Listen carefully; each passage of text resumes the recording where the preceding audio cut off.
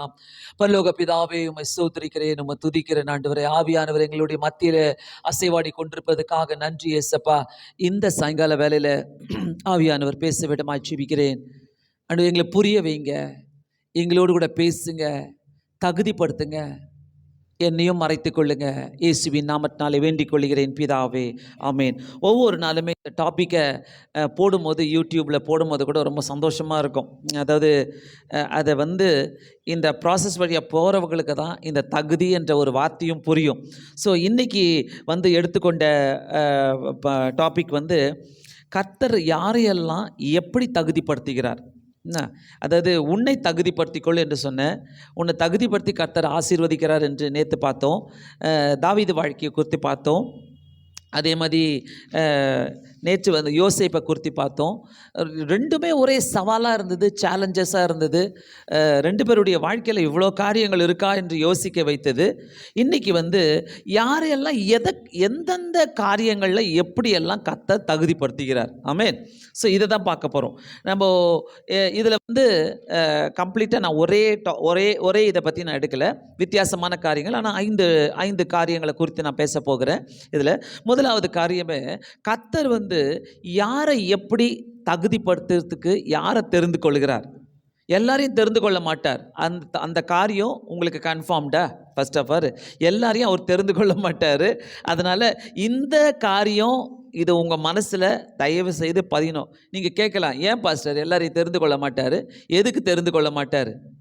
இதெல்லாம் உங்ககிட்ட இருக்கணும், இந்த கேட்டகரிஸ்.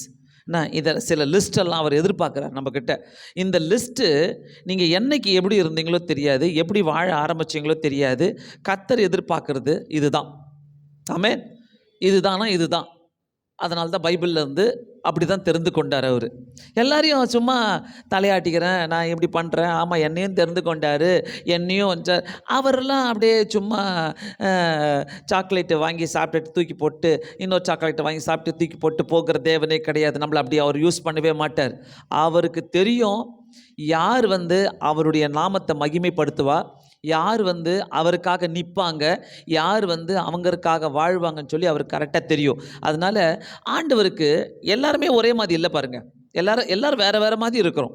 வீட்டுக்குள்ளேயும் அப்படி தான் நம்ம இருக்கிறோம், வெளியிலையும் நம்ம கூட வேலை செய்கிறவங்ககிட்டையும் நம்ம பார்க்கும்போது எல்லாமே வேறு குணாதிசயங்கள் உள்ளவங்க. ஸோ முதலாவது காரியம், நம்பர் 1, கர்த்தர் யாரை தெரிந்து கொள்கிறார்னா உண்மை உள்ளவர்களை தெரிந்து கொள்கிறார். ஆமென். ஸோ கர்த்தருக்கு நம்ம எப்படி உண்மையாக இருக்கணுன்றது ரொம்ப ரொம்ப முக்கியம். அதில் பார்த்தீங்கன்னாக்கா அந்த என்னாகமம் 12வது அதிகாரம் 7வது வசனத்தில், என் வீட்டில் எங்கும் அவன் உண்மை உள்ளவன். யாரை சொல்கிறாரு? மோசேயை சொல்கிறாரு. என் வீட்டில் எங்கும் அவன் உண்மை உள்ளவன். கர்த்தரை எவ்வளோ நம்ம சீட்டிங் பண்ணுறோன்ட்டு எத்தனை பேர் உணர்ந்துருக்கிறீங்க?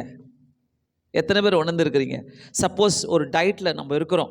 ஒரு டாக்டர் சொல்கிறாங்க, ஒரு 2 மாதத்துக்கு நீங்கள் பழங்களே சாப்பிடக்கூடாது, ஸ்வீட்டும் சாப்பிடக்கூடாது, நீங்கள் காஃபி டீ குடிக்கவே கூடாது, கறி மீனும் சாப்பிடக்கூடாது, வெறும் வெஜிடபிள்ஸு வெஜ் ஃபுட் தான் சாப்பிட்ணுன்னு சொல்லிட்டாங்கனாக்கா எத்தனை பேர் நடுவில் சீட்டிங் பண்ணுவீங்க? நான் டெஃபினட்டாக பண்ணுவேன். ஏன்னா என்னாலெல்லாம் கொஞ்சமாச்சும் அப்படி வாசனையாச்சும் பிடிச்சிட்டு வரணும், கொஞ்சம் டேஸ்ட்டாச்சும் பண்ணிட்டு வரணும். ரொம்ப டிஃபிகல்ட் என்ன சீட்டிங் பண்ணுறது. இது மாதிரி தான் கர்த்தரை நம்ம எத்தனை முறை சீட்டிங் பண்ணுறோம். நான் சீட்டிங்கே பண்ணுறது இல்லையே. கொஞ்சம் யோசிச்சுக்கங்க.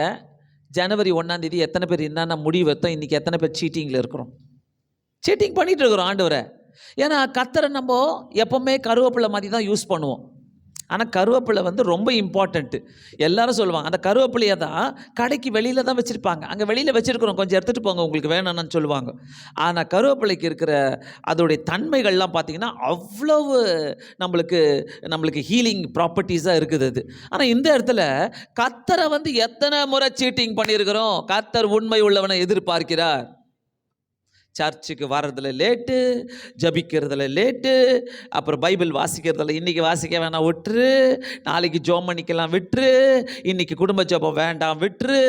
இந்த விட்டுரு சொல்கிறதில் எல்லாருமே ரொம்ப கில்லாடிகளை தான். ஆனால் கர்த்தர் உண்மை உள்ளவனை பார்த்துக்கிட்டே இருக்கிறார். இந்த உண்மை உள்ளவங்களாம் எப்படி இருப்பாங்கனாக்கா, தூக்கமே வந்தால் கூட அப்படியே கடைசி நேரத்தில் உக்காந்தா கூட உட்காந்து பைபிள் வாசி ஜோம் பண்ணிட்டு தான் படுப்பாங்க. ஆலயம் டைமா கண்டிப்பாக வந்து தான் ஆவாங்க அந்த நேரத்துக்கு. அதுக்குன்னு அவங்க ஆஃபீஸ்க்கு கூட லேட்டாக போவாங்க, ஆலயத்துக்கு லேட்டாக வரமாட்டாங்க. இதுதான் உண்மை உள்ளவர்கள். உன்னை கர்த்தர் உயர்த்தணும், உன்னை கர்த்தர் வந்து உன்னுடைய அதாவது உன்னை தகுதி ஒரு ஒரு ஒரு ஒரு ஆசீர்வாதத்துக்கு உன்னை தகுதியாக மாற்றணும்னாக்கா, கண்டிப்பாக உனக்குள்ள ஆண்டவரோடு கூட இருக்கிற உறவுகளில் ஆண்டவருக்காக எல்லாவற்றையும் நீ உண்மையாக தான் செய்யணும். ஆமென். எங்கள் அம்மா அப்பா வந்து அடிக்கடி சொல்லுவாங்க, எங்கள் அப்பா அடிக்கடி ஒரு சாட்சியை சொல்வார். அவர் வந்து செங்கல்பட்டுலேருந்து சென்னைக்கு டிக்கெட் இல்லாமல் வருவாராம். வரும்போதெல்லாம் பார்த்தீங்கன்னாக்கா, அதில் என்ன டிக்கெட் வாங்குறது அப்படின்ட்டு ஒரு இது என்ன. ஆனால் என்னைக்கு மனம் திரும்பினாரோ, ஆண்டவர்கிட்ட கேட்டார், ஆண்டவரே நான் டிக்கெட் இல்லாமல் நிறைய முறை போயிருக்கிறேன் சொல்லி உட்காந்து எழுதினாராம். ஒரு பெரிய லிஸ்ட்டே எழுதினாராம். இந்த டேட்டில் நான் டிக்கெட் இல்லாமல் போனேன், இந்த டேட்டில் நான் டிக்கெட் இல்லாமல் போனேன், இந்த டேட்டில் நான் டிக்கெட் இல்லாமல் போனேன்ட்டு அதை போய் ஒரு லிஸ்ட்டு எழுதி அங்கே ஸ்டேஷன் மாஸ்டர்கிட்ட கொடுத்து, சார் நான் இந்த டேட்லலாம் நான் டிக்கெட் இல்லாமல் போனேன் சொல்லி அந்த காசை திருப்பி கொடுத்துட்டு வந்தாராம். எங்களுக்கெல்லாம் ரொம்ப ஷாக்காக இருக்கும் அந்த சாட்சியெல்லாம் கேட்கும் போது. எங்கள் வீட்டு பக்கத்துலேயே தான் அவங்களுடைய ஆஃபீஸ் இருக்கும். சும்மா அப்படி கொஞ்சம் தூரம் நடந்து போனாலே எங்கள் அம்மா அப்பாவுடைய ஆஃபீஸ் இருக்கும். அதாவது நான் பென்சில் எடுத்துகிட்டு வந்தேன், A4 ஷீட் எடுத்துகிட்டு வந்தேன், நான் ஆஃபீஸுடைய ரப்பர் எடுத்துகிட்டு வந்தேன், ஆஃபீஸுடைய சேர் இருக்குது எங்கள் வீட்டில்னு சொல்லிட்டு எல்லாத்தையும் திருப்பி கொடுத்தாரு டைரக்டர்கிட்ட போய் சொல்லி. எங்களுக்கு இன்னும் ஞாபகம் இருக்குது. எங்களை அப்படியே டச் பண்ணணும் அந்த காரியெல்லாம். ஆனால் இந்த மாதிரி நம்ம உண்மைகள் நமக்குள்ளே இருக்கும் போது எப்படி எனக்கு இன்னும் ஞாபகம் இருக்குது. அப்போல்லாம் இந்த பார் வச்ச சைக்கிள் இருக்கும் பார்த்தீங்களா, முன்னாடி பார் வச்ச சைக்கிள், அதில் ஒரு குட்டி பில்லோ போட்டு என்னை உட்கார வச்சு கொண்டு போவார் கடைக்கு போகும் போதெல்லாம். நான் முன்னாடி உட்காந்துட்ருக்கிறேன் அந்த பாரில் உட்காந்து இப்படி காலெல்லாம் கட்டிக்கிட்டு, அந்த ஹேண்டில் இருக்கும்ல அது காலெல்லாம் கட்டிக்கிட்டு நான் உட்காந்துட்ருக்கிறேன். அப்படியே நடு ரோட்டில் நிறுத்திட்டு ஓடுறார், சைக்கிளை நிறுத்திட்டு. நான் சின்ன பிள்ளை, எனக்கு இன்னும் ஞாபகம் இப்படி அப்படி அசையக்கூட பயந்துக்கிட்டே இருக்கிறேன். இப்படி பார்க்குறேன், எங்கள் அப்பா எங்கே ஓடுறாருன்னு பார்த்தா இவ்வளோ பெரிய கட்டு காசு கீழே விழுந்து கிடக்குது. யாரோ பைக்கில் போகிறாங்க, கீழே போட்டு போயிட்டாங்க. அதை போய் இந்த சைடு பஸ்ஸு போகுது, இந்த சைடு பஸ்ஸு போகுது, இப்படி போகுது, அவ்வளோ ஃபாஸ்ட்டாக போகுது. நான் இப்படியே பார்த்துட்டு இருக்கிறேன் பயந்துக்கிட்டு என்ன நடக்க போகுதுன்ட்டு. அதை போய் ஓடி எடுத்துக்கிட்டு என்னை இங்கேயும் கூப்பிட்டு போகிறாரு. அவரும் இம்பார்ட்டண்ட்டாக போகிறாரு ஒரு வேலைக்கு. ஆனால் அந்த சைக்கிள்லே திருப்பி போகிறாரு பாருங்க. திருப்பி அவரை துரத்திக்கிட்டே போகிறாரு, பைக்கில் போகிறவரை துரத்திக்கிட்டே போயிட்டு, சார் நீங்கள் இந்த காசை கீழே போட்டு போனீங்க, என் கண்ணில் பட்டுச்சு, இந்தாங்கன்னு கொடுத்துட்டு வர்றார். எனக்கு இதெல்லாம் கேட்கும் போது, ஆண்டவரே இப்படிப்பட்டவங்க எனக்கு ஒரு அம்மா அப்பாவாக கொடுத்தீங்களே, ரொம்ப சந்தோஷம்னு சொல்லுவேன். தயவு செய்து சொல்கிறேன், உண்மை ரொம்ப முக்கியம். கர்த்தரை ஏமாத்துறதுல எங்கேயுமே நீங்கள் சீட்டிங் பண்ணாதீங்க. நம்ம பண்ணுவோம் நிறைய நேரங்களில். இந்த சாபங்கள்லாம் யார் மேலே வரும்னாக்கா பிள்ளைகள் மேலே தான் வரும். நிறைய காரியங்களில் உண்மை உள்ளவனை தான் கர்த்தர் தேடிக்கொண்டு இருக்கிறார்.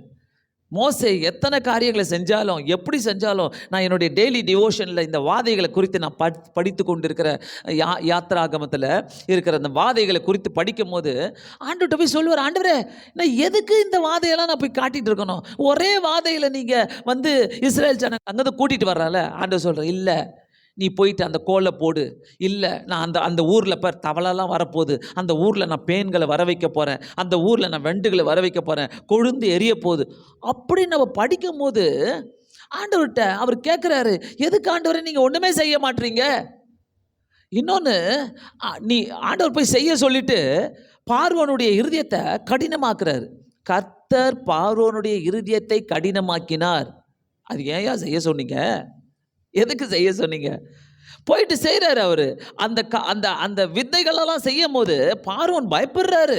கூப்பிட்டு சொல்கிறாரு, அதுவும் அந்த மாடுகள்லாம் செத்து போவோமா, அதாவது எகிப்தில் இருக்கிற மாடு ஆடெல்லாம் செத்துருமா, இஸ்ரவேல் ஜனங்க வச்சிருக்கிற ஆடு மாடு மட்டும் சாகாதான். இதையும் பார்க்குறாரு. ஸோ இதெல்லாம் பார்க்கும் போது ஆண்டவர் பாருங்க, ஆண்டவர் என்ன சொல்கிறாரோ, ஃபெயிலியர் ஆனால் கூட பரவாயில்ல, அது நடக்கலைன்னா கூட நீங்கள் சொல்லிட்டீங்க, நான் போய் செய்கிறேன். அதுக்கு தான் அவனுக்கு பேர், அதாவது என் வீட்டில் எங்கும் உண்மை உள்ளவன். ஆமென். உண்மை உள்ளவர்களை கர்த்தருக்கு ரொம்ப பிடிக்கும். உண்மை உள்ளவர்களை கர்த்தர் என்னைக்குமே தெரிந்து கொள்வார். இது மற்றவர்களுடைய பார்வைக்கு மட்டும் உண்மையாக இருக்கக்கூடாது. என்னுடைய இருதயத்துக்கு நான் உண்மையாக இருக்கணும். முதலாவது என் இருதயத்துக்கு நான் உண்மையாக இருக்கணும். நோ, நான் செய்ய மாட்டேன், இது எனக்கு கிடையாது, இது என்னுடைய வாழ்க்கையில் வேண்டாம். இப்படி நான் உண்மையாக இருக்கும் போது ஏன் கர்த்தர் என் கூட இருக்க மாட்டாரு? ஆமென். எத்தனை பேர் நம்ம உண்மையாக வாழ்ந்துட்டு இருக்கிறோம், உண்மையாக இருந்துட்டு இருக்கிறோம்.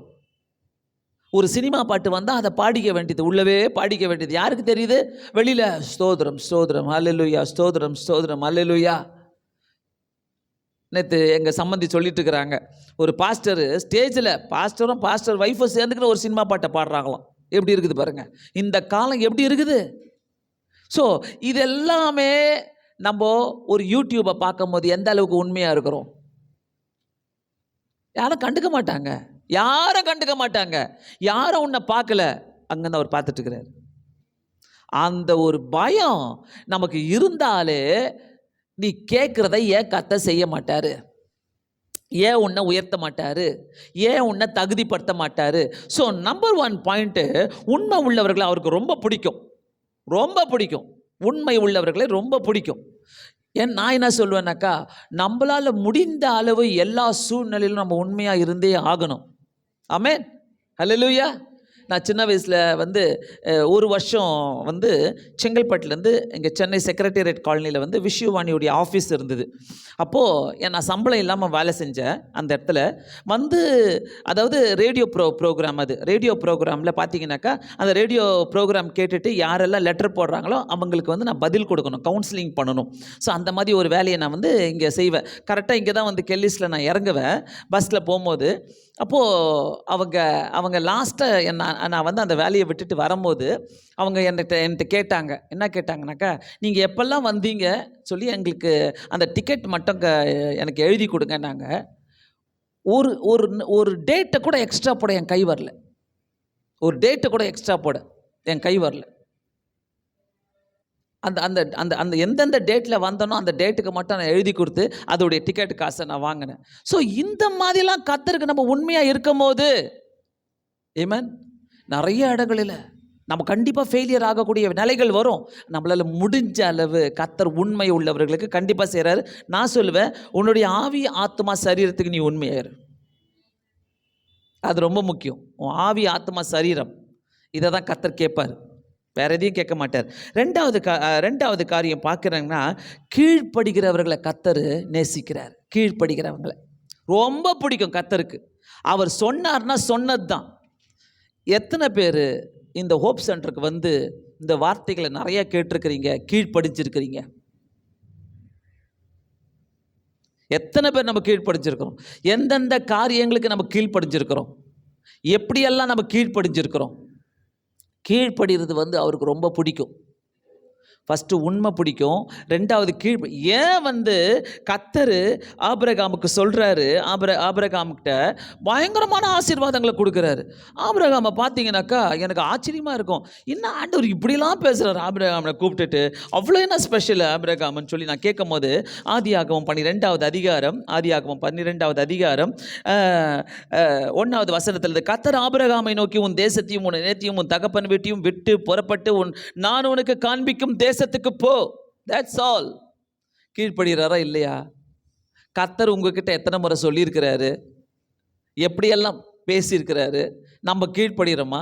ஏன்னா நம்மளுடைய உறவுகளையும் நம்மளுடைய வீட்டையும் நம்மளுடைய இனத்தையும் நம்முடைய தேசத்தையும் தகப்பன் வீட்டையும் தகப்பனுடைய வீட்டை புறப்பட்டு போன்றாரு. எத்தனை பேர் கீழ்ப்படிஞ்சிருக்கிறோம்? ஆபிரகாமுடைய கீழ்ப்படிதலை ஃபேண்டாஸ்டிக்ங்க. ஏன்னா இதுலேயும் இன்னும் ஒரு பியூட்டினாக்கா, குழந்தை வேற கிடையாது, கானான் தேசத்துக்கு போ, ஸ்டார்ஸ் எல்லாம் காட்டி வேற என்ன சொல்கிறாரு, வேறு இப்படி தான் இருக்கும் உன்னுடைய பிள்ளைகள், உன்னுடைய வம்சமே இப்படி தான் இருக்கும்ன்றாரு. ஆபிரகாமுக்கு புரியல, என்ன ஆண்டவர் என்ன கிண்டல் பண்ணுறாரா இல்லை என்கிட்ட பேசுகிறாரா, என்ன சொல்கிறாரு? ஆனால் ஒரு குருட்டுத்தனமான ஒரு கீழ்ப்படிதலை நம்ம அங்கே பார்க்குறோம். ஸோ அந்த இடத்துல போகும்போது என்னன்னாலும் ஆண்டவர் சொல்கிறார் பாருங்க, நான் உன்னை பெரிய ஜாதியாக்கி உன் பேரை பெருமைப்படுத்தவே நீ ஆசீர்வாதமாக இருப்பாய். அந்த ஒரு லைன் தாங்க, வா, கீழ்ப்படிஞ்சா இதான் தகுதியே, கீழ்ப்படிஞ்சா இதான் தகுதியே, வேற ஒன்றுமே இல்லை. நான் உன்னை பெரிய ஜாதியாக்கி உன்னை ஆசீர்வதித்து உன் பேரை பெருமைப்படுத்தி நீ ஆசீர்வாதமாக இருப்பாய். ஆமென் இல்லை, ஸ்தோத்திரம் கிடையாது, செய். உட்காந்துக்கு நாமேன்னு சொல்கிறீங்க, அல்லேலூயா சொல்கிறீங்க. நான் கேட்குறேன், கீழ்ப்படிந்தீங்களா? கீழ்ப்படிந்தோமா? யோசிங்க. அது அந்த கீழ்ப்படிதல் இருக்குதா? ஆண்டவர் டைரெக்டாலாம் உங்ககிட்ட நான் சொல்கிறேன் இதை செய்யலாம் சொல்ல மாட்டார். போதகர் மூலமாக பேசுகிறது தான். ஆலயத்துக்கு வரும்போதெல்லாம் உங்ககிட்ட பேசுகிறாருல, ஆலயத்துக்கு நான் கதை பேசுவா வராரு. ஆண்டவர் சொல்கிறத பேசுறதுக்கு தான், நீங்கள் கேட்கறதுக்கு தான் வரீங்க, வேற எதுவுமே இல்லை. அதான் வார்த்தைகள், கீழ்ப்படிதல். ஸோ இதில் என்ன பியூட்டினாக்கா, இதை ஆண்டவர் எனக்கு ஒரு 20 வயசில் 25 வயசில் சொல்லியிருந்தா பரவாயில்லையே, என் வாலிபத்தில் நான் போயிருப்பேனேன், பேசியிருக்கலாம்ல. என்ன தெரியுமா இதில் 4வது வசனத்தில், அவர் புறப்பட்டு ஆபிரகாம் ஆரோனை விட்டு புறப்பட்ட போது 75 வயது உள்ளவனாக இருந்தானா. நல்லா தெரிஞ்சுக்கங்க, 25 வயசு கிடையாது, 20 வயசு கிடையாது, 75 வயசு. நான் ஏன் போனோன்னு கேட்டிருக்கலாம். ஆனால் இம்மீடியட் கீழ்ப்படிதல். அது இல்லாமல் ஈசாக்கு பிறந்த உடனே அந்த பையனை எனக்கு பலியிடுன்றாரு. போகிறாரு, மோரியா மலைக்கு போகிறாரு, எல்லாத்தையும் எடுத்துக்கிட்டு போகிறாரு. ஈசாக்குக்கு கூட சொல்லலை. ஈசாக்கு கேட்குறாரு, கண்ணுக்குட்டி எங்கே? கண்ணுக்குட்டி ஆண்டவர் தராரு, ஆண்டவர் தருவார். ஆனால் கர்த்தர் சொல்கிறாரு, நீ ஈசாக்க பலியிடுன்றாரு. ஒரே ஒரு மகனை நீ திருப்பி எனக்கு கொடுன்றப்போ பயங்கரமான கீழ்ப்படிதல்ங்க. அது பயங்கரமான கீழ்ப்படிதல்.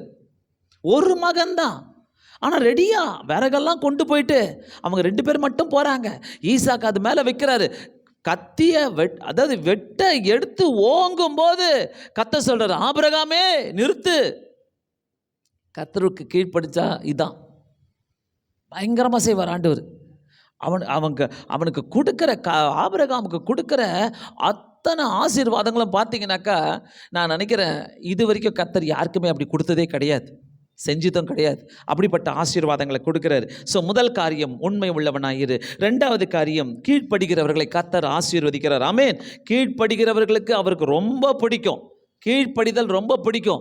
கர்த்தர் காதுக்குள்ள ஆவியானவர் ஏதாவது பேசுகிறாரா, அது காதுக்குள்ளே போயிட்டு மனசில் அது 10 தடவை உனக்கிட்ட பேசிட்டே இருக்குதா, அதான் ஆவியானவர். பைபிளை வாசிக்கும் போது உன்னை டிஸ்டர்ப் பண்ணுறாரா, அதான் ஆவியானவர். திருப்பி திருப்பி அந்த வசனத்தையே நீ வாசித்து கொண்டு இருக்கிறியா, அதான் ஆவியானவர். ஆமென். நம்ம கீழ்ப்படிய மாட்டோம். ஏன்னா நம்மள்கிட்ட பணம் இருக்குது, வீடு இருக்குது, துணிமணி இருக்குது, இஷ்டம் இருக்குது, என்னுடைய சொந்த வில் இருக்குது. அதனால் நம்ம கீழ்ப்படியவே மாட்டோம். ஆனால் அதுக்கு ஒரு வழியை வச்சிருக்காரு. ஏன் நீ கீழ்ப்படிய மாட்டேன்னு சொல்லி உன்னை உணர்த்துவதற்கு ஒரு வழியை வச்சிருப்பார் கர்த்தர். ஆனால் நீ கீழ்ப்படிஞ்சிட்ட, ஆசீர்வாதமே வேற, பயங்கரமாக ஆசீர்வதிப்பார். 3வது காரியம், ஆண்டவர் 3வது காரியத்தில் தெரிந்து கொண்டவர்களை தகுதிப்படுத்துகிறவர். ஆமென். அழைக்கப்பட்டவர்கள் ரொம்ப ஈஸியாக சொல்கிறேன்ல, அழைக்கப்பட்டவங்கள்லாம் அப்புறம்தான், தெரிந்து கொள்ளப்பட்டவங்க தான் அதில் முக்கியம். நம்ம எல்லாருமே அழைக்கப்பட்டவர்கள். அதில் யாரை தெரிந்து வச்சிருக்கிறாரோ நீ தான். ஆமென், நீ தான். ஆண்டவர் அழிக்கும் போது, நோவா காலத்தில் அழிக்கும் போது பயங்கரமாக சொல்கிறாரு, எல்லாட்டையும் சொல்கிறாரு. ஆனால் எல்லாரும் என்ன பண்ணாங்க, நோவாவை பார்த்து சிரித்தாங்க. ஏய் போயா, உனக்கு என்ன ஐயா, நீலாம் என்னத்துக்கு, உனக்கு என்ன, மழை வரப்போகுது, உட்காந்து வெயில் அடிக்குது, பெரிய ஒரு போட்டை செஞ்சுட்டு உட்காந்துட்டு இருக்கிறாரு என்ன. ஆனால் கர்த்தர் இங்கே என்ன பண்ணுறாரு, நம்ம எடுத்துக்கொள்வோம். ஆதியாகமம் 6வது அதிகாரத்தில் கர்த்தர் சொல்கிறாரு, கர்த்தர் நோவாவுக்கோ கர்த்தருடைய கண்களிலே கிருபை கிடைத்தது. ஆமென். நோவாவுக்கு கர்த்தருடைய கண்களில் கிருபை கிடைச்சதுனால பயங்கரமாக, அதாவது இந்த ஏன் ஜனங்களை நான் படைச்சேன்னு சொல்லி ஆண்டவர் மனஸ்தாபப்படும்போது நோவா கிட்ட பேசுகிறாரு. நீ எல்லாருக்கும் போய் சொல்லு, நான் அழிக்க போகிறேன், இந்த இடத்தையே நான் அழிக்க போகிறேன்னு சொல்லும் போது நோவாவுக்கு கஷ்டமாக இருந்தது. ஆனால் நோவா அந்த இடத்துல தெரிந்து கொள்ளப்பட்டதுனால எல்லா ஜனங்களும் அழிக்கப்பட்டாங்க, நோவாவுடைய குடும்பம் மற்றும் காப்பாற்றப்பட்டது. ஆமென். ஏனாக்கா அந்த 9வது வசனத்தில், நோவா தன் காலத்தில் இருந்தவர்களுக்குள்ளே நீதிமானும் உத்தமனுமாய் இருந்தான், தேவனோடு சஞ்சரித்து கொண்டிருந்தான். ஆமென். தேவனோடு சஞ்சரித்து கொண்டிருந்தான்.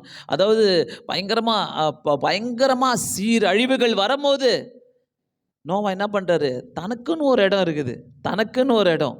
ஸோ தெரிந்து கொண்டவர்களை கர்த்தர் என்றைக்குமே தூக்கி போட மாட்டார். ஆமென். அதே மாதிரி தான் பேதுருவை பற்றி நீங்கள் பேசும்போது ஆண்டவர் தெரிந்து கொண்டார், போகிறாரு, கிட்டவே போகிறாரு. எதுக்கு கர்த்தர் அந்த இடத்துக்கு போனோம். நம்ம பார்க்குறோம்ல, மார்க்கில் பார்க்குறோம். நேராக பேதுரு இருக்கிற இடத்துக்கே போகிறார். பேதுரு இருக்கிற இடத்துக்கு போயிட்டு நான் மீன் பிடிக்கிற போட்டில் உட்கார்றாரு. அந்த போட்டில் உட்கார்றாரு. அவருடைய கான்வர்சேஷன், அவருடைய அந்த தொடர்புகள்லாம் பார்த்தீங்கன்னாக்கா அந்த ஸ்டார்டிங்கே வித்தியாசமாக இருக்கும். போயிட்டு நான் இதில் உட்காரட்டான்னு கேட்பார். உட்கார்ந்த பிறகு ஐயரே நாங்கள் முழுதும் பிரயாசப்பட்டோம், எங்களுக்கு மீனே கிடைக்கல. ஆனால் இவர் சொல்லுவார், நீ வந்து என்ன போடு, வலையை போடுன்னு சொல்லுவார். வலையை போடுன்னு சொல்லும் போது அப்புறம் கேள்வி தான். இதில் என்னைக்குமே எனக்கு நானாக இருந்தால் நீ யார் எனக்கு சொல்கிறதுன்னு கேட்டிருப்பேன். நான் மீன் பிடிக்கிற ஆளியா, எனக்கு தெரியும் எப்போ மீன் வரும் எப்போ மீன் வராது நான் கேட்டிருப்பேன். ஆனால் பேதுரு கேட்கவே இல்லை. அதான் தெரிந்து கொள்ளுதல். கேட்காத. ஆண்டவர் உன்னை தெரிந்து கொள்ளும் போது நோ கொஸ்டின்ஸ், நோ ஆர்கியூமெண்ட்ஸ். கேட்கவே கேட்காத. ஒன்றுமே கேட்கல.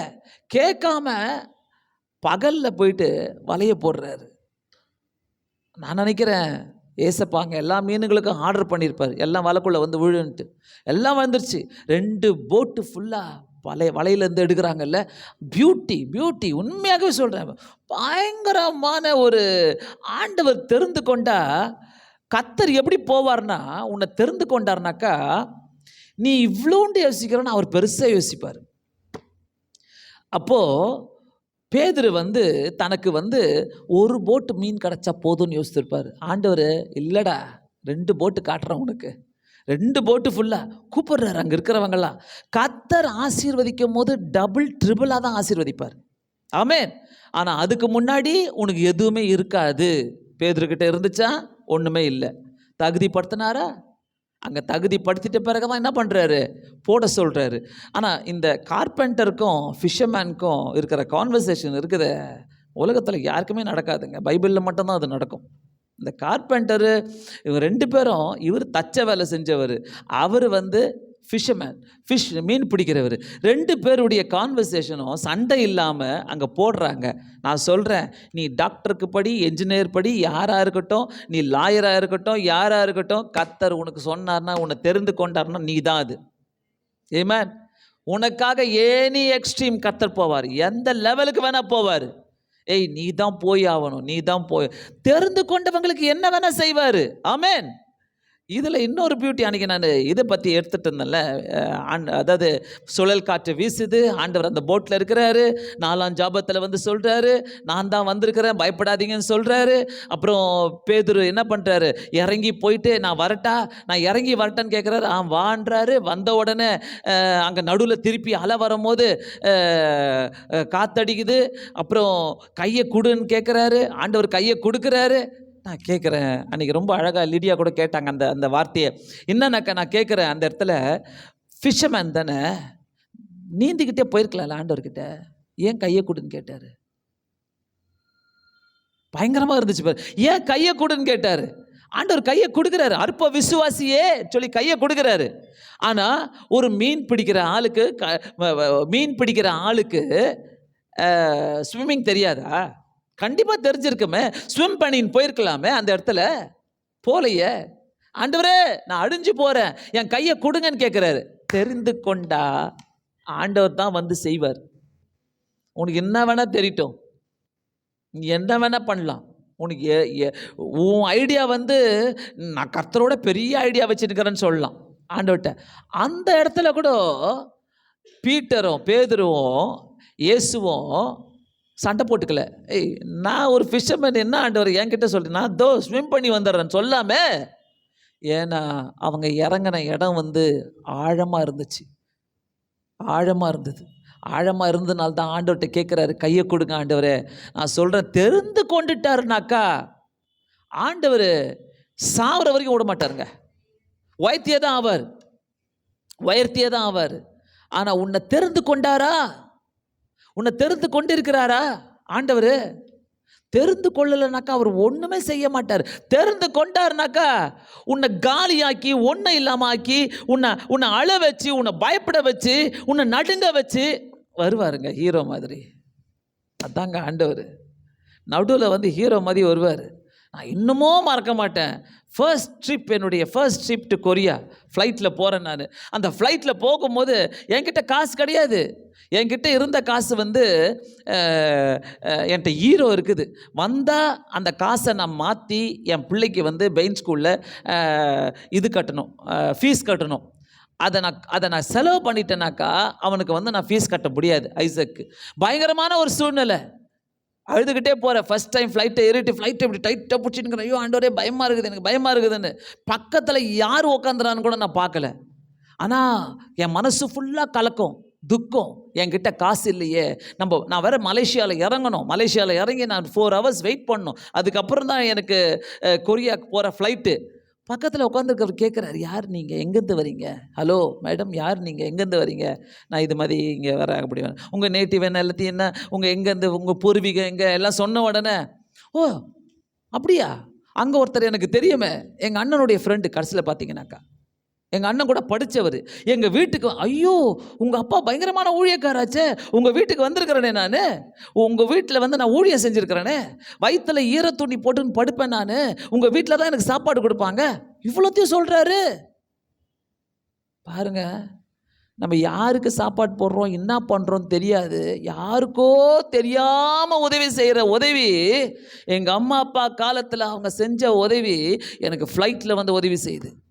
இறங்குறோம் மலேசியாவில். நான் என்னை நல்லா சாப்பாடு வாங்கி கொடுத்துட்டு போயிட்டு, ஏதோ ஒரு அப்போல்லாம் எனக்கு ஏடிஎம் கூட தெரியாது. இட் வாஸ் 2004 நினைக்கிறேன். அப்படின்னு கூட தெரியாது எனக்கு. போய் ஒரு அந்த காசு எடுத்து கவரில் போட்டு உன்னுடைய செலவுக்கு வச்சுக்கோன்னு சொல்லி கொடுக்குறேன். நான் பிரித்து கூட பார்க்கல. கொரியாவில் இறங்குறோம். எங்கள் கூட வந்திருக்கிறவங்களாம், உனக்கு காசு மாற்றணுமா, அவங்களாம் $100 எடுத்து மாற்றுறாங்க, $50 எடுத்து மாற்றுறாங்க, இஷ்டத்துக்கு மாற்றுறாங்க. நான் மட்டும் அமைதியாக இருக்கிறேன். மாற்றணும் தான், ஆனால் அது எனக்கு தெரியல எவ்வளோ மாற்றணும்னு சொல்லிட்டு நான் சும்மா அப்படி அதாவது சொல்லிவிட்டு அப்படியே நிற்கிறேன். இருங்க நான் பார்க்குறேன்னு சொல்லிவிட்டு கவரை தந்து பார்க்குறேன். ஃபுல்லாக கொரியா காசு இருக்குது. வீட்டில் இருக்கிறவங்க அவ்வளோ பேருக்கும் கிஃப்ட் வாங்கிட்டு வந்தேன். அங்கே நான் தான் அப்படியே இன்னமும் லக்ஸூரியஸாக இருந்த மாதிரி வந்த அத்தனை பேரில் நான் தான் அப்படியே நல்லா ஜாலியாக இருந்தேன். உண்மையாக தெரிந்து கொண்டவர்களை கர்த்தர் விடவே மாட்டார். நாங்கள் போன இடம் ஒன்றுனாக்கா, என்னை வந்து பிரேக்கில் சாட்டர்டே சண்டேஸில் கூட்டிகிட்டு போகிறாங்க.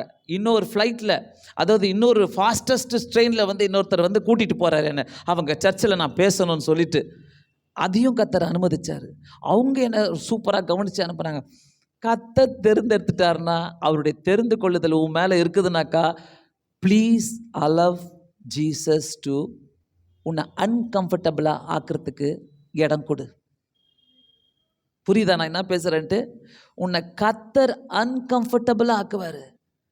உனக்கு வந்து புரியாது, உனக்கு வந்து நடக்காது. நீ பேதையாக இருப்ப, நீ அழுவ, நீ துக்கமாக இருப்ப, நீ கேள்வி கேட்ப, நீ வந்து 1000 கேள்வியை முன்னாடி வச்சிருப்ப.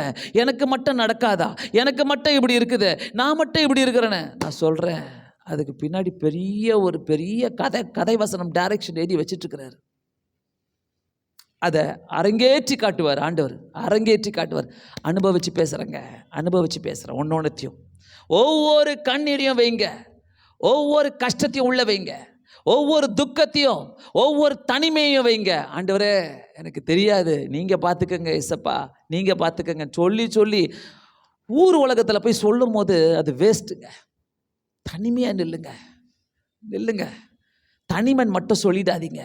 நீங்கள் தனியாக இல்லை, ஆவியானவர் பேசிகிட்டே இருப்பார். ஆவியானவர் பேச ஆரம்பிச்சிட்டாருனாக்கா என்ன தெரியுமா நடக்கும்? நீங்கள் யார்ட்டையும் பேச மாட்டீங்க. நான் வீட்டிலேருந்து இங்கே வந்து இறங்கி இங்கே உட்கார்ற வரைக்கும், நான் லிஃப்ட்டில் வர வரைக்கும் பயங்கர கான்வர்சேஷன் எனக்கும் அவருக்கும் கடவுளுக்கும். பேசிகிட்டே இருக்கிறேன். நான் கேட்குறேன், ஆண்டவர்கிட்ட சொல்கிறேன், இப்படியே நம்ம பேசிகிட்டு இருக்கலாம் ஆண்டவரே, நல்லா இருக்குது. ஆவியானவரோட கான்வர்சேஷன், அவரோடு கூட பேசிகிட்டே இருங்க. நீங்கள் லூஸுன்னு சொல்லிட்டோம், உங்களை பைத்தியம்னு சொல்லட்டும், பட்டு அந்த கர்த்தரோடு கூட ஆவியானவரோடு கூட நீங்கள் பேசும்போது தட்ஸ் சம்திங் வெரி பீஸ்ஃபுல், ரொம்ப சமாதானமாக இருக்கும். விட்டுறாதீங்க, தயவுசெய்து விட்டுறாதீங்க. ஸோ தெரிந்து கொண்டவர்களை பைத்தியமாக நேசிப்பார் கர்த்தர். தெரிந்து கொண்டவர்களை நீ தான் எனக்கு வேணும். பட்டு நான் சொல்கிறேன், உன்னை நீ எப்படி எப்படிலாம் உயர்த்துக்கிட்டு போறியோ, நான் இப்படி இருக்கணும், அப்படி இருக்கணும், அப்படி இருக்கணும், அப்படி இருக்கணும்னு நினைக்கிறியோ, எல்லாத்தையும் கீழே வச்சுருங்க. ஒரே ஒரு வார்த்தை சொல்கிறேன், ஆண்டவரே உங்கள் இஷ்டம், ஆண்டவரே உங்கள் சித்தம், ஆண்டவரே நீங்கள் என்ன எப்படி வழி நடத்துகிறோமோ வழி நடத்துங்க. எல்லா காற்றுக்கு நடுவில், எல்லா புயலுக்கு நடுவில், எல்லா பயங்கரமான சூழ்நிலைகளுக்கு நடுவில் உன்னை மட்டும் வழி நடத்திட்டு போவார். அவர் தெரிந்து கொண்டார்னா நீ தான் அவருக்கு செல்ல பிள்ளையே. இவன் அல்லேலூயா, நீ தான் அவருக்கு செல்ல பிள்ளையே. ஆனால் நீ அவருக்கு செல்ல பிள்ளையா ஆகும்போது ப்ளீஸ் தயவுசெய்து சொல்கிறேன், நீங்கள் என்னைக்கு அவருக்கு செல்ல பிள்ளை ஆகுறீங்களோ உலகத்துக்கும் உங்கள் குடும்பத்துக்கும் உங்களை பிடிக்காது. நோ, ஐயோ அது என்ன பாரு, அதுக்கு என்ன, அது என்ன பாரு, அதோடைய வாழ்க்கையில் என்ன பிடிக்காது. கர்த்தருக்கு ஒன்று தான் பிடிக்கும், தெரிந்து கொண்டிருக்கிறார். தெரிந்து கொள்ளுதலே வேற. அந்த தெரிந்து கொள்ளதுக்குள்ள நம்ம போகவே முடியாது. நீ யாரையும் செலக்ட் பண்ணவே முடியாது. நீ செலக்ட் பண்ணுறதெல்லாம் வேஸ்ட்டு. ஆமென். யாரையும் செலக்ட் பண்ணாதீங்க, செலக்ட் பண்ணி வைக்காதீங்க, வேஸ்ட்டு. ஜெபம் பண்ணுங்க, ஆண்டவரே ஜெபம் பண்ணுங்க, எங்கள் பிள்ளைகளெல்லாம் எடுத்து உபயோகப்படுத்துங்க ஆண்டவரேன்னு சொல்லி ஜெபம் பண்ணுங்க. கர்த்தர் செலக்ட் பண்ணிட்டார்னா, உன்னை உலுக்கி குலுக்கி தேர்ந்தெடுத்தார்னாக்கா உன் கூடவே போவார். சீஷருங்க கூடவே இருந்தார். பவுல் அடிகளார் தெரிந்து கொள்ளப்பட்டவர். அவர் இதெல்லாம் வாசிக்கும் போதெல்லாம் உடம்பே சிலுக்கும். இவர் யாரா இது, நான் பரலோகத்துக்கு எப்பவுமே சொல்லுவேன், எல்லாத்தையுமே சொல்லுவேன், நான் பரலோகத்துக்கு போனோன்னு யார் அந்த பவுல் தான் ஃபஸ்ட்டு கேட்பேன். பவுல் யார், அவரை தான் பார்க்கணும் நான் ஃபஸ்ட்டு. ஓகே, 4வது காரியம், ஆண்டவருக்காக காத்திருக்கிறவர்களை அவர் தகுதிப்படுத்துகிறார். காத்திருக்கிறவர்கள், ஆண்டவருக்காக யாரெல்லாம் காத்திருக்கிறீங்களோ அவங்களுக்கெல்லாம் உயர்வுகள் உண்டு, தகுதிகள் உண்டு. லைஃப்பை வேஸ்ட் பண்ணாதீங்க, தயவு செய்து சொல்கிறேன், வேஸ்ட்டே பண்ணாதீங்க, எந்த இடத்துல வேஸ்ட் பண்ணாதீங்க. ஆண்டவர் காத்திருக்கிறவங்க, யார் காத்திருந்தா? பைபிளில் எடுத்தவொடனே காத்திருந்தவங்க சொல்லும் போதே யார் காத்திருந்தா? அண்ணால் 1 சாமுவேல் 1வது அதிகாரம் எடுத்துக்கொண்டீங்கன்னாக்கா அப்படி போய் அழுகுறாங்க, ஆலயத்தில் தேம்பி அழுகுறாங்க. எனக்கு ஒரு பிள்ளையை கொடுங்க, நான் கிண்டலாக இருக்கிறேன், என்னை கேலி பண்ணுறாங்க, எனக்கு பிள்ளை இல்லைன்னு சொல்கிறாங்க, நான் போய் அங்கே உட்காந்துக்கிறேன், நான் போய் ஆலயத்தில் போய் ஜெபிக்கிறேன். காத்திருந்தவருக்கு எப்படிப்பட்ட குழந்தைய கொடுத்தாரு கர்த்தர்? தீர்க்கதரிசியை கொடுத்தாங்க. அண்ணாளுக்கு பெற்று போட்டது தீர்க்கதரிசி, சாதாரண குழந்தையே கிடையாது. ஸோ கர்த்தர் உன்னை தெரிந்து கொண்டு நீ காத்திருக்கும் போது, கர்த்தர் அந்த காத்திருப்பில் தான் உன்னை தெரிந்து கொண்டுட்டு அந்த காத்திருப்பில் தான் உனக்கு எல்லா வல்லமையும் கொடுப்பார், எல்லா தாளந்துகளையும் கொடுப்பார், எல்லா விதமான வரங்களையும் கொடுப்பார். அந்த காத்திருக்கும் போது தான். ஸோ நீ ஆண்டவர்கிட்ட கேட்பல்ல, நான் நிறைய முறை என்னுடைய வாழ்க்கையில் ஜெபம் பண்ணியிருக்கிறேன், ஆண்டவரே இந்த வரங்களை எனக்கு கொடுங்க. ஏன்னா எங்கள் அப்பா பிசாசுகளை ஓட்டும் போதும், அவர் தீர்க்கதரிசனமாக பேசும் போதும், ஜெபிக்கும் போதும், அவர் ஊழியம் செய்யும் போதும் கூடவே நின்ற ஆள் நாங்கள். எங்கள் வீட்டில் எல்லாருமே நாங்கள் 4 பிள்ளைங்களும் அப்படியே நாங்கள் எங்கள் அப்பா கூடவே நிற்போம். ஸோ நிற்கும் போது அப்போ நான் யோசிப்பேன், இந்த வரங்கள்லாம் யாருக்கு வரப்போகுது? அப்போ நான் ஜெபிக்க ஆரம்பித்தேன். என்னுடைய வாழ்க்கையில் காத்திருந்து உபவாசம் இருந்து ஜெபிக்க ஆரம்பித்தேன். இந்த வரங்களுக்காக எனக்கு கொடுங்க ஆண்டவரே. இன்றைக்கும் நான் ஜெபிக்கிற ஜெபங்கள், அந்த வரங்கள் எனக்குள்ளே இருந்தால் அதை நான் என்னுடைய பெருமைக்காகவோ அல்லது யாரோ பார்க்கறதுக்காக நான் யூஸ் பண்ணவே மாட்டேன் ஆண்டவரே. யாருக்கோ எச்சரிக்கையாக என்னை வைத்து உபயோகப்படுத்துங்க. ஆமென். கண்டிப்பாக ரொம்ப ரொம்ப முக்கியம். நேற்று பார்த்தோம்ல, சாமுவேலை வச்சு, அதே சாமுவேலை தான் நம்ம பார்த்தோம். அந்த அண்ணாள் ஜபித்த சாமுவேலை வச்சு யார் அபிஷேகம் பண்ணுறாரு? தாவீத அபிஷேகம் பண்ணுறாரு. நேற்று பார்த்தோம் நம்ம அந்த இடத்துல. அதுவும் அந்த விருந்து உண்டாக்க சொல்கிறாரு. தாவீதுடைய அப்பா ஈசாய் கிட்ட, நீ போய் விருந்து பண்ணி விருந்து பண்ணுற அளவுக்கு ஒரு சாமுவேலை அண்ணாள் பெற்று போட்டிருக்கிறாங்கங்க. காத்திருந்ததுனால தான். காத்திருங்க, எந்த சூழ்நிலை வந்தாலும் காத்திருங்க. உலகத்தில் காத்திருன்னு சொல்லும் போது 1 மாசமா இருக்கலாம், 2 மாசம் இருக்கலாம், இல்லை 10 நாட்கள் இருக்கலாம். காத்திரு. ஆனால் ஆண்டவர் காத்திருன்னு சொல்லும் போது அது long period. It's a long period. ரொம்ப நாட்களாக இருக்கும். சில நேரங்களில் அந்த காத்திருத்தில் தான் ஆண்டவர் உன் கூட பேசிக்கிட்டே இருப்பார். நீ அலோ பண்ணிக்கிட்டே இருக்கணும். அந்த காத்திருக்கும் போது வித்தியாசமான அண்ணால் காத்திருந்தாங்க, கேலி கிண்டல் ஆனாங்க, காத்திருந்தாங்க. கர்த்தர் ஒரு தீர்க்கதரிசி அந்த வயிற்றிலிருந்து எழுப்பினார். அல்லேலூயா, அல்லேலூயா. வேதத்துல நிறைய பேர் காத்திருந்தாங்க. யோசேப்பு சிறைச்சாலையில் போய் காத்திருந்தார், அதிகாரி ஆவறதுக்கு முன்பாக நிறைய பேர் காத்திருந்தார்கள். வேதத்தில் தீர்க்கதரிசிகள் காத்திருந்தார்கள். அவங்களுக்கு ஆண்டவர் அந்த வல்லமையை கொடுத்தார். ஐந்தாவது காரியம் பக்தி உள்ளவனை கர்த்தர் தகுதிப்படுத்தி கொண்டிருக்கிறார். அல்லேலூயா. இது எல்லாமே வேணும்னா நமக்குள்ள ஒரு பக்தி இருக்கணும். குருட்டு பக்தி இல்லை. சர்ச்சுக்கு வந்துட்டா போதும்னு இல்லை, பைபிள் எடுத்து திறந்து வச்சுக்கினா போதும்னு இல்லை, உபவாச ஜபத்தை அட்டன் பண்ணிட்டா போதும் இல்லை. உன் பக்தியை கர்த்தருக்கு தெரியும். யாருக்கு தெரியாது உன் பக்தி? கர்த்தருக்கு தெரியும். பக்தியா இருக்கிறனாக்கா அந்த பக்தி அப்பா உன்னை என்னென்னமோ பண்ணி இங்க உட்கார வைக்கும், உன்னை பேச வைக்கும், உன்னை ஜெபிக்க வைக்கும், உன்னை அழ வைக்கும். ஏன்னா சங்கீதம் 4:3 சொல்லுது, பக்தி உள்ளவனை கர்த்தர் தமக்காக தெரிந்து கொண்டாராம். ஆமென். பக்தி உள்ளவனை கர்த்தர் தமக்காக தெரிந்து கொண்டார். உனக்குள்ள பக்தியா இருக்கணும்னு சொல்லி ஆசைகள் இருக்கலாம், நிறைய ஆசை இருக்கலாம். நானும் இப்படி பக்தியாக தான் இருக்கணும்.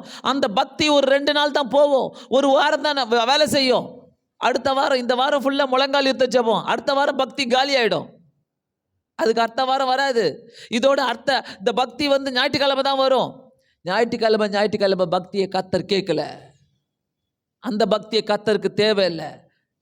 கர்த்தருக்கு தேவை பக்தின்னு சொல்லும் போது ஆண்டவரோடு கூட பேசிக்கொண்டே இருக்கிற நேரங்கள் தான் பக்தி. காலையில் கர்த்தர் என்னை எழுப்பி விட்றாரு. தூங்கும் போது பாஸ்டர் கேட்குறாரு, என்ன டைமுக்கு தூங்குனேன்? ஏன்னா எங்கள் சம்மந்தியில் வீட்டில் இருக்கிறாங்க. ஸோ பேசிட்டு டிவைன் கிட்டே பேசிட்டு நாங்கள் கடைசியாக தூங்கும் போது பார்த்தீங்கன்னா, நான் போய் பைபிளை வாசிக்கிறேன். எனக்கு அந்த டைம் 12:25 இருக்கும். அந்த டைமில் போய் நான் பைபிளை வாசிக்கிறேன். எல்லாத்தையும் எடுத்து வச்சுட்டு டிவைன் கிட்ட பேசிட்டு பைபிளை வாசிச்சுட்டு நான் ஜெபம் பண்ணிவிட்டு, எப்போவுமே நான் பெட்டுக்கு போகும்போது 100 ஸ்தோத்திரங்களை சொல்லிட்டு நான் படுக்கிறது உண்டு. அதை சொன்னால் தான் எனக்கு நிம்மதியாக இருக்கும். ப்ளஸ் 5 அதிகாரம் வாசிச்சுட்டு நான் தூங்க போகிறேன். கரெக்டாக நல்ல டீப் ஸ்லீப்பில் போயிட்ட பிறகு 4 மணிக்கு கர்த்தர் டைம் எடுத்து பார்க்குறேன். என்ன அவ்வளோ சீக்கிரம் விடிஞ்சிருச்சான்னு பார்த்தா இல்லை, ஏஞ்சி ஜெபம் பண்ணு. யாருங்க? இந்த பக்தியை தான் கர்த்தர் கேட்குறாரு. டெம்பரவரி பக்தி கிடையாது. கர்த்தர் கேட்கல. கர்த்தர் கேட்குற பக்தி வித்தியாசமான பக்தி. டெம்பரவரி பக்தி ஆண்டவருக்கு பிடிக்காது. ஆசீர்வாதத்துக்காக வருகிற பக்தி கர்த்தருக்கு பிடிக்காது. ஏதோ ஒரு காரியத்தை நான் நிறைவேற்றணும்னு சொல்லி வரினா அந்த பக்தி கர்த்தருக்கு பிடிக்காது. ஏதோ ஒரு காரியங்களை நான் எனக்கு சரிப்படுத்திக்கணும், அதுக்காக நான் பக்தியாக இருக்கிறேன். நோ, அந்த பக்தி கர்த்தருக்கு பிடிக்காது. நீ பக்தியாகவே இருந்து பாரு. பக்தியாவே இருந்து பாரு. கர்த்தருக்காக இந்த முடிவுகளை எடு. பக்தியா இருந்தால் தான் இந்த முடிவெல்லாம் எடுக்க முடியும். அந்த பக்திக்குள்ள நீ நிற்கும் போது தான் கர்த்தர் உனக்காக செயல்படவே முடியும். ஆமென், ஆமென். வேற எப்படியும் அவரால் செயல்படவே முடியாது.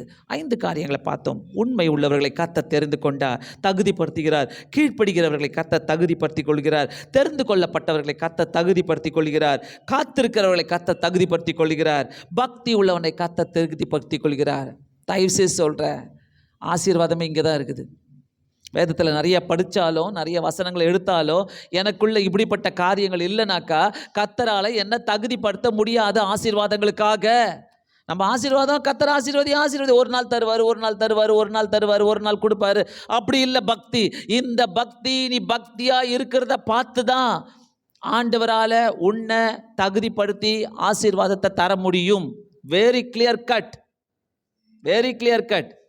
உன்னுடைய நிலைமையை பார்த்தோ, உன்னுடைய பரிதாபத்தை ஆண்டவர் பரிதாபப்பட்டோ, சிம்பத்தி பார்த்தோ ஆண்டவர் ஆசீர்வதிக்கிறவரே கிடையாது. உன்னுடைய பக்தியை பார்த்து தான் கர்த்தர் ஆசீர்வதிக்கிறார். No sympathy. ஐயோ பாவம், ஒரு 10 ரூபாய் கொடுக்குற தேவனே கிடையாது. அவர் கொடுத்தாருன்னா டபுளாக தான் கொடுப்பார். எதுவுமே வேதத்தில் நம்ம எல்லாமே பார்க்குறோம். டபுள் ட்ரிபிள் ஆண்டவர் கொடுக்குறாரு. அமைக்கு குலுக்கி சரிந்து விழும்படிக்கு. No cheating. கர்த்தர்கிட்ட நோ சீட்டிங் வேலையே செய்யாது. பரவாயில்ல, என்னை யார் பார்க்குறா? நான் காணிக்க போடலன்னா கூட பரவாயில்ல, என்னை யாருக்கு செய்வா? நான் தசமபாகம் கொடுக்கலன்னா பரவாயில்ல, கர்த்தர் பார்த்துப்பாரு. அது கர்த்தருக்கு தெரியும் சொல்லாத. 2 வெள்ளிக்காசை போட்டவங்களை கூட ஆண்டவர் தேர்ந்தெடுத்து பைபிளில் வாசிக்கிறோம் நம்ம. ஸோ வித்தியாசமான காரியங்கள். கண்களை மூடி ஜெபிப்போம். பரலோக பிதாவே, உமக்கு நன்றி ராஜா. எத்தனை காரியங்களை எங்களுக்காக செஞ்சிருக்கிறீங்க, பேசுனீங்க, கொடுத்தீங்க. ஆண்டவரே, இப்படிப்பட்ட ஒரு கிறிஸ்தவ வாழ்க்கையை வாழ எங்களுக்கு உதவி செய்யுங்க. உம்முடைய கரங்களில் எங்களை கொடுக்கிறோம். இயேசுவின் நாமத்தினாலே வேண்டிக் கொள்கிறேன் பிதாவே, ஆமென்.